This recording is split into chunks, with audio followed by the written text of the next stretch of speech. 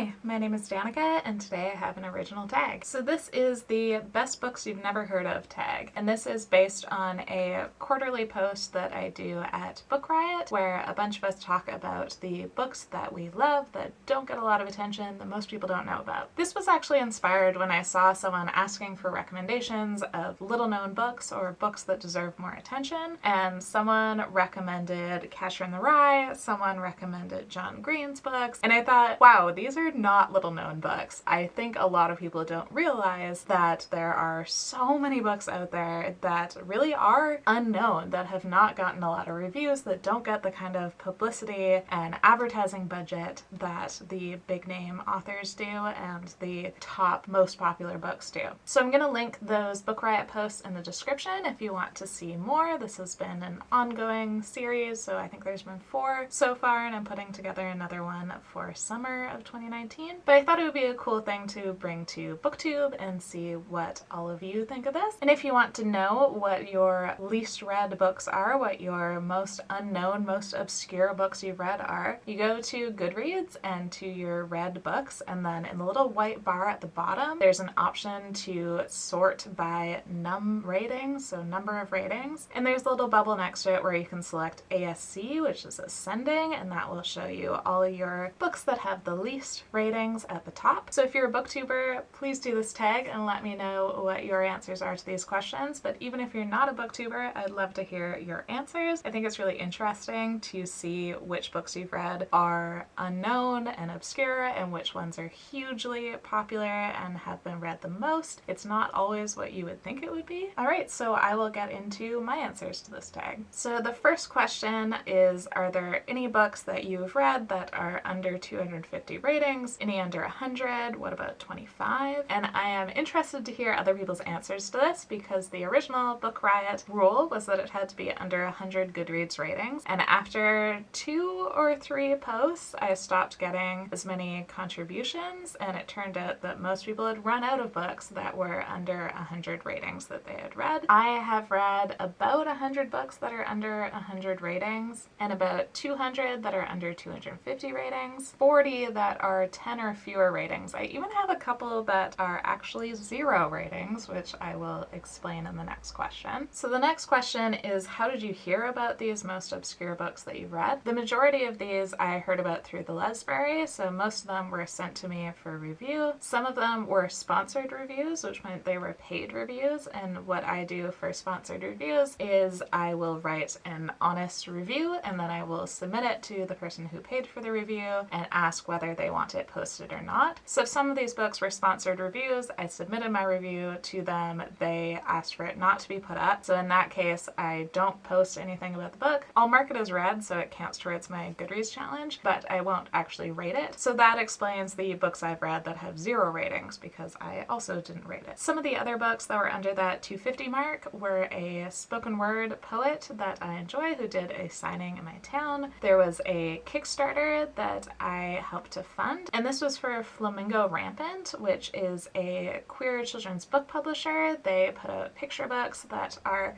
super inclusive. They are all queer, but they also have a ton of POC characters, and they have a ton of people with disabilities, and they do a lot of own voices stories, and they're really putting out amazing, important books that more people should know about because they're really carving out their own niche that's so needed. So I would definitely recommend checking those out. And then there are a few books that I just stumbled on in the used bookstore that I work at, and a couple that I just sought out based on interest, so like an anti-racism training handbook, that sort of thing. But the vast majority of those books that are under 250 ratings I got through the Lesbury in some way. And then the next question is, what are some of these under 250 ratings books that you really enjoyed and you think more people should read? And I have many that I would like to talk about. And again, a lot I have included in those Book Riot posts, which I will link below. First, there's Bodywork by Leah Lakshmi Piapsna Samarasinha. This is a a book of poetry. It's the first book that I read by her, and it's about her experiences, her survival as a queer disabled femme of color. It has this really grounded personal style, which I really appreciate as kind of a poetry novice. This is my favorite poetry that I've ever read. It's so affecting, it's so personal, and it's one that I will keep rereading over and over. Another one by her is Care Work, Dreaming Disability Justice, and this is a collection of essays that are all about disability justice, which is disability activism that centers and leads from disabled people of color and often queer disabled people of color. And she really talks about the complexities of trying to support one another and create care networks, the messy humanness that happens concurrently with these political ideals and dreaming of a better future. It's so thoughtful. I would have to put the book down basically every paragraph to just stare at the wall and think about all of these ideas that she was putting out. But it's also written in a conversational, everyday tone. So it just feels like having a conversation with a really smart, thoughtful friend. And I also want to talk about one of those Flamingo Rampage books, which is 47,000 Beads by Koya Adioha. So this is a picture book and possibly the first picture book about a two-spirit kid. I haven't seen any other ones. It's about Peyton, who is struggling with feeling like she doesn't match the gender expectations of her, and her family recognizes this, and they come together to provide Peyton with a gift to show her that they accept her and to teach her about what being two-spirit is. And this is written by a two-spirit Lakota author. I have so many others that I want to mention that I'm just going to kind of rapid fire a few, and by a few I mean like 10. Painting Their Portraits in Winter by Miriam Gerba, which includes the lines, "I reached into Andrew's coffin, my fingers touched his, I appraised them. They felt chilly, stiff, and anticlimactic, like omens of my future attempts at compulsory heterosexuality." There's a Lake of Feathers and Moonbeams by Dax Murray, which is a queer polyamorous Swan Lake retelling. Before the Rain, a memoir of love and revolution by Luisita Lopez Torregrosa. This is a memoir about politics, journalism, and this passionate train wreck of a relationship. Hero Worship by Rebecca Matthews. This is a painfully relatable book about a main character who keeps writing endless letters to her ex, even though she isn't sure that her ex even really liked her in the first place. And also it's a little bit about Xena. Eat Your Heart Out by Dana Ingram, which is a lesbian zombie novella that's also a bit of a Michelle Rodriguez fanfiction. Fist of the Spider-Woman by Amber Dawn, which is a queer horror anthology that is a very creepy blend of erotica and horror. Meanwhile Elsewhere, which is an incredible trans science fiction anthology. Gnarled Hollow by Charlotte Green, which is the closest thing I've ever read to a Haunting of Hill House read-alike, but with a canon lesbian relationship. And lots more, but I have to stop at some point. And the next question is any other thoughts? And I had some sample questions, so I'll answer those. Do you think the most popular books you've read are usually better than the least popular ones? And I do not believe this. Obviously, some of my favorite books are also under that 250 ratings mark, but I will admit that some of my least favorite books of all time are also in the 250 ratings mark. In fact, I would say that all of my least favorite books are also under that. There are some amazing books that are not well known and deserve more attention. There are also some books that are not as well known for a reason, I think. Why do you think the least popular books you've read are so unknown? Most of these are either self-published or they're published by a small press and they just don't have the same advertising budget that a big publisher would. And let's be honest, most of the books that are under that 250 ratings mark for me are queer women books, which don't get a lot of attention. I read about 50% to 90% queer women books, depending on my mood. But looking at my bottom 100 books in terms of how many ratings they get, 98% of them are queer women books, and looking at my top 100, 98% of them are straight books. So there is a little bit of a pattern, I would say. And then do you prefer to read obscure or unknown books or popular books? And would you like to read more unknown books? I definitely think there's an appeal to both. I do find it satisfying to read books that not a lot of people know about. I feel like I'm kind of discovering treasures and I'm blazing my own reading path. On the other hand, it's really great to have discussions with other people about books, and when there's a really popular book, you can have these giant discussions. So something like Harry Potter, I know I'm always going to be discovering new things about that series because so many people are reading it and they're bringing their own perspectives and they're writing about it in really keeping the conversation going seemingly forever about that one series, which I really enjoy. I like being able to just dissect a story and see it from so many different angles, and it's really hard to do that when you're one of the few people that has read a book. You can really only get your own perspective from it. And the last question is, of course, who do you tag? And because this is an original tag, I'm going to tag basically everybody, so I won't spend 20 minutes reciting names here. But if you're interested, consider yourself tagged, and even if you're not a booktuber, feel free to leave your answers in the comments. I'd like to see